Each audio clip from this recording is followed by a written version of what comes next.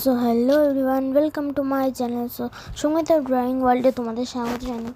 এবং সেদিন ছিল 2 জুন, আমরা গেছিলাম একটা মায়ের মন্দিরে। আর সেদিন ছিল আমার মা বাবার অ্যানিভার্সারি, যার জন্য আমি প্রচুর প্রচুর প্রচুর এক্সাইটেড ছিলাম। এবং আমি এর জন্য অপেক্ষা করছিলাম, মানে কবে আমার মা বাবার অ্যানিভার্সারি আসবে। তবে আমার ইচ্ছা ছিল তার জন্য কেক আনার, বাট যেহেতু আমি অনেকটাই ছোটো, তার জন্য আমি আনতে পারিনি। সো আমি চেষ্টা করেছি খুবই তাদেরকে সারপ্রাইজ দেওয়ার মতন, বাট আমাদেরও হয়নি। সো আমি ভেবে রেখেছি যখন বড় হবো তখন ঠিক করবো।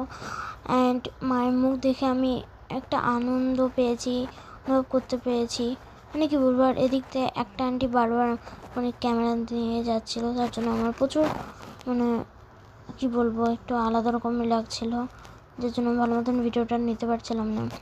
এবং ঠাকুরমশাই এখানে পুজো করছিলেন। আমি আর আগের ভিডিওটা নিতে পারিনি, কারণ তখন মাকে ভোগ দেওয়া হচ্ছিলো বলে আমি নিতে পারিনি।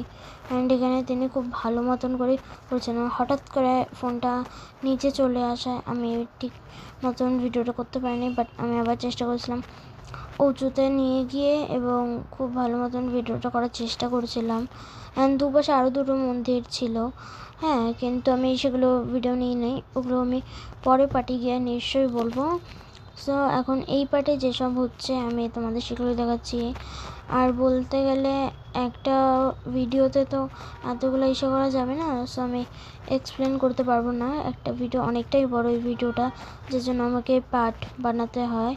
অ্যান্ড আমি বলছি, এখানে মায়ের মুখ দেখে আমি এতটাই মুগ্ধ হয়েছিলাম যে আমি বুঝতে পারিনি কখন ঠাকুরমশাই চলে অন্য একটা মন্দিরে চলে গেছেন। তারপর আমি খেয়াল করি, তারপরে যখন দেখি তখন ওই বাবা যে ভোলেনাথে থাকে, সেখানে কি বলে যেন ওটাকে, ওখানে হলো দুধ যে থাকে, দুধ সেখানে ঠাকুরমশাই পূজা করছিলেন। এবং আমার খুব ভালো লাগছিলো, কারণ এরকম মন্দিরে এসে আমি খুবই খুবই একটু আনন্দ পেয়েছিলাম, এবং আমি উপভোগ করছিলাম আমার মা বাবার অ্যানিভার্সারি।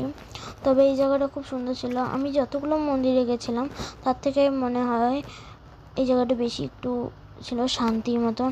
আর সেদিন খুব গরম পড়েছিল, যার জন্য আমার একটু ভালো লাগছিল না। বাট যখন আমি এই মন্দিরে আসি, সিরিয়াসলি আমার প্রচুর ঠান্ডা লাগতে শুরু করে। আমি বুঝেছি কেন মন্দিরে আসলে মানুষের এরকম হয়।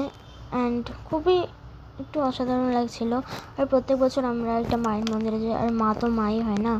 অ্যান্ড এই মাকে দেখে আমি সত্যি বলছি অনেক মুগ্ধ হয়ে গেছি, কারণ এই মা আমার জন্য খুব ভালো একটা ছিল বলতে গেলে। আমার খুব ভালো লাগছিল তাকে দেখে।